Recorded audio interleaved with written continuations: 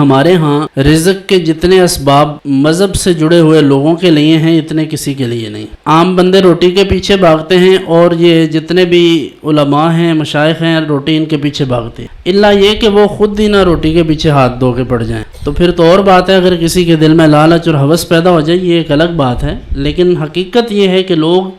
اہل علم کا ادب احترام بھی کرتے ہیں، ان سے محبت بھی کرتے ہیں،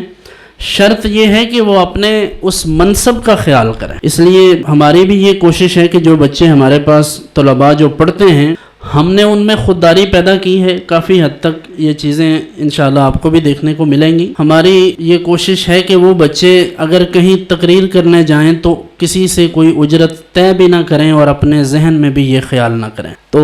ختمات ہوتے ہیں، کسی کے ہاں فوتگی ہوئی ہے تو وہاں قرآن پڑھنا ہے، یہ سب اس کے لیے بھی میں اپنے طلباء کو ہمیشہ یہ نصیحت کرتا ہوں اور انہیں یہ بات پتہ بھی ہے اور امید ہے کہ انشاءاللہ وہ اس پر عمل بھی کریں گے کہ وہ اگر کسی کے ہاں کچھ پڑھنے کے لیے جاتے ہیں، تقریر کرنے جائیں، تلاوت کے لیے جائیں، نعت کے لیے جائیں تو فی سبیل اللہ جائیں۔